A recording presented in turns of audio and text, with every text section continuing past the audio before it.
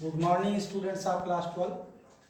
बेटा आज हम आपको जेनेटिक्स एंड वेरिएशन से अर्थात आनुवंशिकता एवं विभिन्नता से आज आपको उसी क्रम में आगे भाग 8 में लिंग निर्धारण बताया जाएगा। किस तरीके से मनुष्य में और जंतुओं में लिंग का निर्धारण होता है, इस बात को आज आपको इस बात को बताया जाएगा। यहाँ पे लिंग निर्धारण की विधि को सर्वप्रथम मैकलन नामक साइंटिस्ट ने डिस्कवर किया। आप यह जानते हैं कि लैंगिक जनन करने वाले जीव जो होते हैं वह दो प्रकार के होते हैं। एक ऐसा जीव जो द्विलिंगी कहलाता है और एक ऐसा जीव जो एक लिंगी कहलाता है। द्विलिंगी जंतु को उभय लिंगी जंतु के नाम से भी जाना जाता है।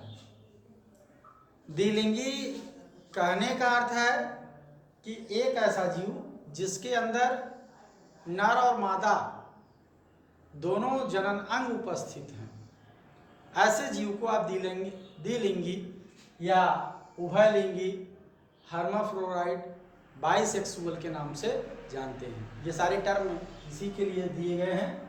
और एक जो दूसरा जीव है वह एक लिंगी कहा जा रहा है। यह एक लिंगी जीव जिसमें आपका नर और मादा जीव अलग अलग हैं। आप यह जानते हैं कि नर और मादा जीव कहने का अर्थ है कि सेक्सुअल डाइमॉर्फिज्म पाया जाता है जीवों में। उन कैरेक्टरों को देख करके जो आप बता सकते हैं, निर्धारित कर सकते हैं कि यह नर है और यह मादा है, वही कैरेक्टर आपके सेक्सुअल डाइमॉर्फिज्म कहलाते हैं। कि उनके आधार पर आप विभिन्नित कर देते हैं, अंतर बता देते हैं कि यह जो है नर है यह प्राणी और यह प्राणी मादा है। इस लिंग निर्धारण की जो आपको आज पहली विधि बताई जाएगी वह विधि होगी एक्स और XY मेथड।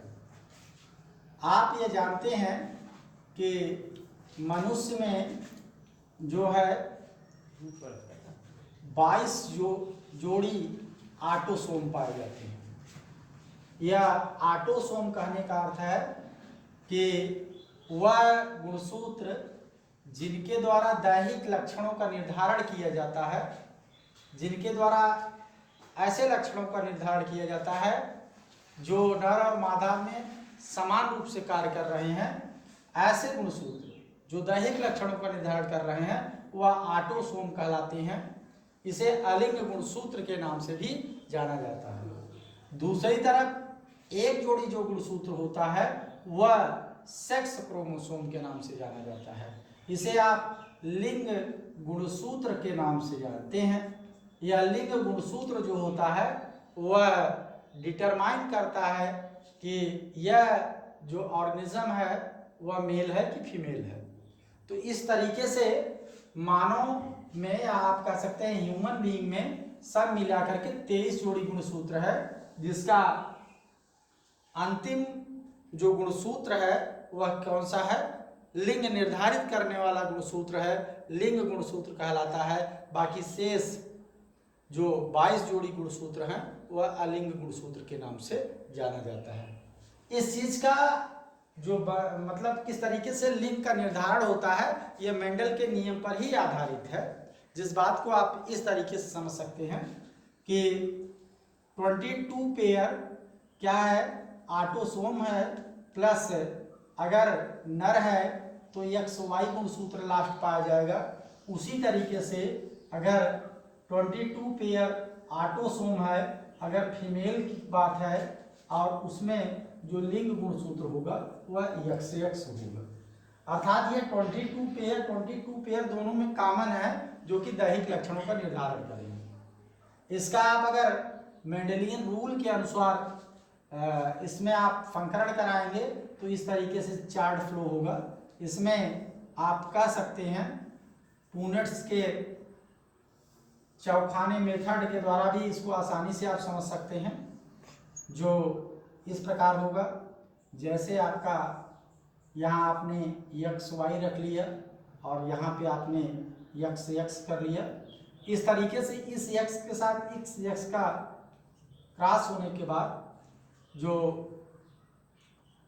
आने वाली संतान होगी उसमें 22 पेयर ऑटोसोम तो आएगा ही, इसके साथ साथ आपका ये लड़की होगी, यह जो संतान होगी यह लड़की होगी।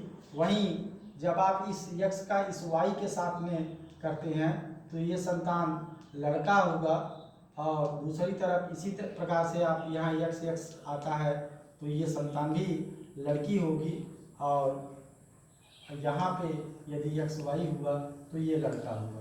अर्थात आप ये पा रहे हैं कि इस तरीके से XX और XY के साथ में संकरण कराने के बाद जो लगभग रेशियो आ रहा है वो 50-50% आ रहा है। चांसेस जो बन रहे हैं वो 50-50% के चांस बन रहे हैं कि गर्ल्स और बॉयज होंगे। लिंग निर्धारण के लिए आप ये देख रहे हैं कि Y क्रोमोसोम क्या कर रहा है, महत्व रख रहा है कि जब चूंकि गर्ल्स के पास दोनों XX ही क्रोमोसोम्स हैं और जो पुरुष है उसके पास XY दोनों टाइप के क्रोमोसोम्स हैं, इस तरीके से जब इसका यहाँ स्पर्मेटोजेनेसिस होगा तो वहाँ आधे गुणसूत्र में X क्रोमोसोम्स जो होंगे आपके युग्मकों में आएंगे, अर्थात गैमेट्स में आएंगे, और यहाँ पे आधे में X आएंगे, दूसरे आधे में भी X आएंगे, जबकि यहाँ आधे में X और दूसरे आधे में Y आएंगे। इस तरीके से यहाँ जो रेशियो मिलेगा आपको वह 50-50% का चांस होगा आने का। यह तो आपका मनुष्य के स्टेज की बात हुई। इस तरीके से जो लिंग का निर्धारण होता है यह मनुष्य में होता है, और इसी प्रकार से आपका ड्रासोफिला मक्खी में भी इसी प्रकार का निर्धारण पाया जाता है। अब आपको हम दूसरा एक लिंग निर्धारण विधि और बताएंगे। हाँ, चूंकि आप एक बात और यही समझ लीजिए, यहाँ जो फीमेल कैंडिडेट है वह होमोजाइगस स्टेज में है और जो मेल कैंडिडेट है वह हेटेरोजाइगस स्टेज में है। अर्थात होमोजाइगस कहने का अर्थ है दो पेयर के दोनों क्रोमोसोम्स XX हैं, अर्थात एक ही जैसे हैं, जबकि यहाँ पुरुष के स्टेज में आप यह पाएंगे कि यह आपका XY करके है, दोनों हेटेरोजाइगस कंडीशन में है, अर्थात दोनों दो अलग अलग प्रकार के गुणसूत्र हैं। एक दूसरा कंडीशन होता है आपका इसी क्रम में लिंग निर्धारण के ही क्रम में, जिसे आप जो है XX और XO मेथड कहते हैं। XX और XO मेथड के नाम से जानते हैं। तो यहाँ यह कहेंगे कि यहाँ मादा जो है वह XX है, जबकि नर में केवल एक X क्रोमोसोम पाया जाता है। यहाँ पे मादा में दोनों X क्रोमोसोम्स हैं, किंतु नर में केवल एक ही X क्रोमोसोम पाया जाता है। जैसे आपने क्या किया कि XX के लिए दो अंडाणु बन गए, या मादा में आपका क्या हो गया, दो अंडाणु, 1A+X कहने का अर्थ ऑटोसोम प्लस X, दूसरी तरफ आपका A+X अर्थात कहने का अर्थ है ऑटोसोम प्लस X। यहाँ पे आपका हो गया दूसरी कंडीशन में A+X और दूसरी तरफ A+0। यहाँ 0 कहने का अर्थ है नथिंग। आप कह सकते हैं कि यहाँ कोई भी क्रोमोसोम नहीं है, अर्थात या आप कह लीजिए यहाँ इसको हटा भी सकते हैं, केवल ऑटोसोम है। ऐसी दशा में इनका जब आप बीच में इनके संबंध इनमें संकरण कराएंगे तो आने वाली संतानों का रेशियो इस प्रकार से होगा। देखिएगा यहाँ आपने इस तरीके से बैटसन और पुनेट्स का चार्ट बना लिए, जिसमें आपने A+X और A+X रख लिया, दूसरी तरफ A+X और A+0 या ऐसे ही ये कर लीजिए।